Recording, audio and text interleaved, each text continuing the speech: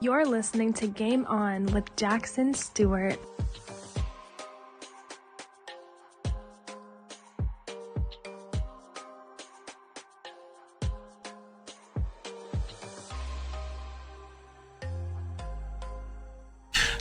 Good people, sexy people, welcome to another edition of Game On with Jackson Stuart. I'm your host, and as always, thank you so much for taking a moment, to tune in and check out the show. Tonight's topic is the art of saying no. We're talking about achieving boundaries and the work-life balance, which I feel like is a constant topic of importance. You know, we're just in today's day and age where it's so easy to telework, take work home, do school at home, and also do school at work and do work at school, or email your kids' teachers or get emails about your classes, and then throw on top of it our ability to, sorry about that, folks, my throat's going, our ability to try and be there for our family members even more, to, call on behalf of aging or ill family members, talk to their doctors, read their medical reports online. It's just, there's so much more interconnectivity that it's almost like we don't really have boundaries anymore. Like, do we? It's just like we're in between just doing everything at once, at the same time. It's like that really great film, and Everything Everywhere All at Once. It's kind of like that. It's like, we all have our own multiverses in the sense of a universe at work where you're a different person, at home where you're a different person, at school where you're a different person. And at some point, all these universes converge and overlap, and the expectations get high, and you'll burn out. You will lose the ability to care. There's things called burnout. There's things called caregiver burnout. There's things called compassion fatigue. There's work burnout. Like, there's so many ways for you to just overdraw on the emotional bank. You're always searching for a better thing. Wanna replace me? I'm in a place that I've never been. It's worse than lonely. Can someone tell me they see good in me? There's good in me. Cause I got doubts, I got doubts, I got doubts, yeah. Sometimes I wanna risk it all. The only time you're gonna hear about it is when you can't hear, because your ass is dead, and it's called a eulogy. So how do we avoid, crashing and burning once and for all? And that's what we're talking about tonight. Boundaries is key. Self-care is important, but if you don't have boundaries, you're not going to be able to maintain your self-care, because people's needs are going to just blast away at your taking time for yourself. So that's tonight's topic. Before we get into it, some invitations / housekeeping. Guys, we are definitely kicking up the social media. So YouTube, Twitter, Instagram, at Game On with Jack. Check out the blog, gameonwithjack.blog, super simple. And Facebook, back on Facebook finally. Check out the Facebook page, Game On with Jackson. There's a Game On with Jack. It's an older version. Couldn't delete the shit, couldn't rename it. So the current one that's up and running and working and is going to be getting updated is Game On with Jackson. All right, so now that we've got that down, guys, please don't sit on this. Go to YouTube, like and subscribe. Go to the blog, like and check out stuff, comment. Twitter, follow. Instagram, Game On with Jack, follow. Facebook, join the page. Let's build up that community. That community is for you guys to talk, to learn, to share ideas and information. So let's get on top of that. And now, as I said before, we're talking about the art of saying no. And tonight we're going to dive into strategies that are going to help you lead a balanced, productive life while navigating the complex world of work and personal fulfillment. It's a crucial topic, but we're going to take our aim and we're going to tackle this. And it's an often overlooked skill that's vital for achieving a healthier work-life balance. And that's a skill of saying no, right? Because good men are taught to always be there for everybody, the people that need us, the jobs that hired us, etc. But very rarely are we taught how to say no. We're taught more so that like no is a terrible thing to tell people, and no is going to, it's being rude or cruel, and it's letting people down, right? And good men, strong men, powerful men who are good guys hate the feeling of letting somebody down, right? It's like kryptonite. It's like ripping your heart out. Like it's the worst feeling in the world. But let's start off with why we need boundaries for work-life balance, right? So like I said before, in today's fast-paced world, the lines between work and personal life have increasingly blurred. It's all your multiverses crashing into each other at the same time. They actually are not even separate. They're right on top of each other.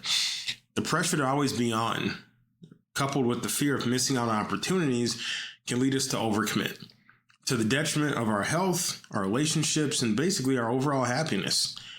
Establishing clear boundaries by mastering the art of saying no is not just about refusing requests or declining invitations. It's about valuing your time, prioritizing your well-being, and focusing on what truly matters. Excuse me. Yep, drink of water. So you guys are going to hear some little pauses here and there. So the strategy defined, setting boundaries is a deliberate process, right? You're doing this, excuse me, with will and purpose. And it's a deliberate process of defining what is acceptable and what is not, in terms of how your time and energy are allocated. It's about being clear with yourself first, and then others about your limits, and protecting your time as a valuable resource. This involves assessing commitments, recognizing your limits, and communicating those boundaries respectfully and assertively. And I think that's where we kind of get jammed up, is that we think that we can't say no without being disrespectful. Like if I tell my dad no, he's going to take it personal and I'm letting him down. No, you can't be everywhere and be everything to everyone at the same time. You just can't, because that transaction is paid in blood, and it's your blood. That transaction is paid in you. And at the end of the day, when you've, hit the bullseye for everybody, you're going to be the one crashing and burning, and nobody's going to be there to save you. So, extensive and detailed examples would be, historically, many successful figures have attributed part of their success to their ability to say no. Warren Buffett, right, one of the most successful investors of the 20th century, famously said, the difference between successful people and really successful people is that the really successful people say no to almost everything. And so this approach allowed Buffett to focus intensely on his most important tasks and decisions rather than being spread too thin. Somebody that I often talk about, Steve Jobs. In the realm of business, Steve Jobs was known for his focused approach, famously prioritizing projects at Apple and saying no to hundreds of ideas in order to focus on the select few that met his vision. Now, Jobs is, known for not being the greatest family guy and literally wearing the same thing all the time. But this strategy that he had was key to Apple's turnaround, because they weren't always the iPhone company. Like Apple struggled a lot. And it led to their turnaround and their subsequent success, and showcased the power of strategic refusal. And I want you guys to adopt that term, strategic refusal. You're not just saying no to be a dick. You're not just saying no to be mean. You're carefully picking where and when and how you're going to spend you, because you are not an infinite resource. You might kick ass all day and night, but at some point that bill is going to come due. And you're going to have to pay it, and you're going to pay it with you. So you're not an infinite resource. You need downtime. You need recovery time. You need self-care. It's not weakness, but it is strategic refusal. So in health, Professionals emphasize the importance of setting boundaries to prevent burnout. And a study that was published in the Journal of Occupational Health Psychology found that individuals who were better at setting work-life boundaries experienced lower levels of stress and higher job satisfaction. So people who learn how to say no, how to begin and end something, how to keep elements and events of their life from encroaching on other elements and events of their life. People who know how to do this are very successful at what they do. And they're happier, doing it, and they're less stressed out. In terms of sports, elite athletes, are exemplary in setting boundaries to protect their training, to protect their rest periods and their personal life. So let's take Michael Phelps, right? The most decorated Olympian of all time. He maintained a very strict boundary around his training regimen, around his diet, and around his media commitments. And this ensured that his focus remained on his performance in the pool. You almost have to be like a zealot, like crazy about protecting your shit, about setting your boundaries. Now, you don't have to be rude. And I think that's where we get jammed up. We think that saying no, we think that having boundaries means that we're going to be mean to people and like put our hand in people's faces and, fuck you, grandma, I can't come over and watch you today. Like that's not what we're saying. But you got to learn to say no. Or you got to learn to say, I can't do that. Or maybe it's, I can't do that today. Or maybe I can only do that for 30 minutes. I can't do that for 4 hours. So there's ways to set boundaries that are not absolute no's, but maybe they are enough of a no that you are prioritizing who you are and you're saving your own life, right? So, definitely some takeaways I want you guys to have. Excuse me. You got to start with recognizing your limits. Your body is telling you what your limits are. Your emotions are telling you what your limits are. You'll start seeing the signs. You'll start missing a beat. You'll start forgetting things. You'll start looking frazzled. You'll get aggressive. You'll be short-tempered, little patient, all those things that you don't normally want to have associated with you. Things that aren't normally in your character and are not normally your characteristics. So when you understand your capacity for work and personal commitments, that's when you can start setting your limits. And you got to acknowledge that saying yes to everything is unsustainable and can lead to burnout. And don't compare yourself. That's something I see with people, as they try to recognize their capacity. I failed, I get burned out doing this, but, my sister can do it and she doesn't complain. Your sister's your sister. Your boss is your boss. Your coworkers are your coworkers. You are the only you that exists. You are the only you that will ever exist. So don't compare your ability to handle stuff versus other people's ability. That's them. That's not you. There's areas where you can do something all day and all night. I love the Captain America quote from the Marvel Universe movies. I can do this all day, but there's stuff that they can't do all day and all night. So don't compare yourself, because that's just going to lead you to expectations that aren't realistic for who you are. Burnout's a bitch. I'm speaking from experience. I've burned out before and it sucks and I hate it. And you burn out long enough and it's all you know. And, if you want to get a good idea of what burnout feels like, if you've ever seen, a fireplace or a campfire burn all night and the next morning it's just those ashes, try and light that shit. Nothing happens because there's nothing left. There's no fuel left. That is what burnout feels like. You've got nothing. You're cold. You're emotionless because you've spent all that you have and you have not balanced out the books in terms of you got to take care of yourself. You got to put something into you so you can keep giving stuff out. But you put stuff into you because you deserve to have stuff in you. You deserve to have a good, fulfilling life. You deserve to have great experiences. You deserve to succeed. You deserve to grow. You deserve to be happy. You don't put stock in yourself just so you can go take care of other people. Yeah, that might be something you do, but you do put stock in yourself because you need to take care of you. You need to feel good. You need to be happy. Next takeaway, prioritize your commitments. Identify what's most important to you and allocate your time and energy accordingly. This might mean prioritizing projects that align with your career goals or ensuring you have quality time with loved ones. Also, prioritizing your commitments may mean that you're now doing stuff or not doing stuff that people around you don't like.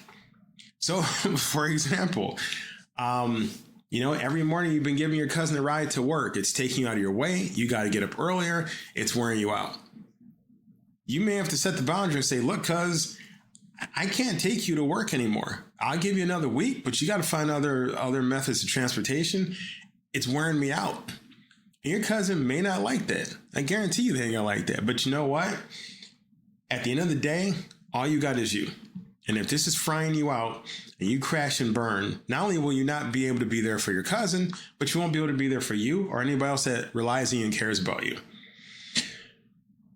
Any commitments that you're going to radically shake up that are going to impact other people, talk to them, let them know, like, look, guys, I got to cut back on doing this because I don't have time or energy to do all these other things. Maybe they don't like it. Maybe feelings get hurt. Maybe they stop talking to your ass, whatever it is. But know that what you're doing is from behind your eyes. They can't see what you're going through. They can't see how you feel. You probably make shit look easy. You got to back off a little bit. But communicate, do it respectfully. And, maybe there's compromises that you're offering. Like, I can't do every day of the week. I can do it twice a week or something like that. Which leads to the next takeaway. Learn to say no respectfully. So saying no doesn't have to be confrontational or aggressive. You can frame your refusal in a way that shows respect for the request while being firm about your boundaries. So, for example, I appreciate the opportunity, but I won't be able to commit to this without compromising my current responsibilities. Or, hey, I'm glad I've been able to be there for you. Excuse me, but I got to come back. This is wearing me out. Or I'm losing sleep. Or every day I'm going home hurt or injured or whatever. And, once again, people might have hurt feelings. There might be some saltiness, but people got to get over it. Because you got to take care of you before you can take care of anybody else. It's the airplane thing, right? When the oxygen masks fall down due to some type of issue with the flight, every flight you're on will tell you to put your mask on first. Before a kid, before an old person, before a sick person, your mask first, because if your ass passes out, you're no help to anybody. Now you're another person that needs help. So you got to take care of yourself first, recognizing your limits, prioritizing your commitments, and learning to say no respectfully. Next takeaway, like I said before, communicate clearly and assertively. Be clear about your boundaries and the reasons behind them. And maybe you don't have to go into every single detail about, maybe they're very personal. But this reduces the likelihood of misunderstandings and demonstrates your commitment to maintaining a healthy work-life balance. Excuse me. And, one thing about communication is you're going to have some internal communication. Because when you pull back, the people that are on the other side of your obligations may not talk to you as much. Because part of their communication was the need that they had. It is easy for you to feel that nobody gives a shit about you, that nobody cares about you, because they're talking to you less. You got to communicate with yourself, and you got to tell yourself that that's not the case. The reason that, Aunt Susie isn't talking to me because I'm not going over every day to let out her dogs. I'm only doing it 3 times a week. Maybe Aunt Susie's just backing off. Maybe Aunt Susie's kind of fucking pissed at you. But it doesn't mean Aunt Susie doesn't care. And when you're the person who's always showing up, who's always helping, you got to realize that the people that you are helping may not be able to reach out to you like you need them to. Because I heard this from, the Reverend T.D. Jakes, T.D. Jakes. He said that some people can love from a gallon cup. And they just love, tons of love everywhere. Some people can only love from a quart. And if you don't know, a quart's less than a gallon. Does it mean that when the person with the quart gives every drop of that quart of love, does it mean that it's less than, or they don't care as much as the gallon love? No, it's just that some people have a deeper capacity to save the day. Some people have a deeper capacity to take care of everybody, to communicate with everybody, to call people when they're worried about them, to show up with food or something, to work longer hours, to juggle multiple projects. And other people can only do a fraction of that. That's got to be some internal communication you have to have with yourself. And you have to reassure yourself assertively, clearly, that these people do still care about you. These people do still need you. These people do still want you, which is something that pops up when you don't have work-life balance. You lose the feeling of being wanted, and you only feel needed. You feel like a fucking utility. You feel like a screwdriver or a hammer. You got to talk to yourself to realize that that is not reality, and that you are a person. People see you as a person, and you got to be careful with that, because that can lead towards bitterness and resentment. And the last takeaway, guys, is you want to embrace the power of no. So understand that saying no is a strategic decision. Remember, strategic refusal that can lead to greater focus, productivity, and fulfillment. It's about making deliberate choices that align with your values and goals, and also align with you as a value, your value, and you valuing taking care of yourself and your goal of taking care of yourself. It might feel weird at first, especially if you're used to not having boundaries or not saying no, but you got to do it because you got to take care of yourself. And you want to make sure you do it before you get to a boiling point and you snap and you say no in a moment of anger and you hurt feelings and so on. And if that happens, look, you're human, just apologize and move on. So guys, in closing, as we wrap up tonight's episode on the art of saying no, remember that setting boundaries is essential for achieving a healthy work-life balance. It's not just about declining unwanted commitments. It's about making conscious choices to prioritize your well-being and what's truly important in your life. By mastering this art, you can reduce stress, increase your focus and productivity, and ultimately lead a more balanced and fulfilling life. So take charge, set those boundaries, and go win the game of life on your terms. Players, thanks for tuning in to another episode of Game On with Jackson Stuart. Catch me on all social media. And until next time, keep playing to win. And remember, it's not just about the hours you put in, but how you use them. Keep it sexy and game on.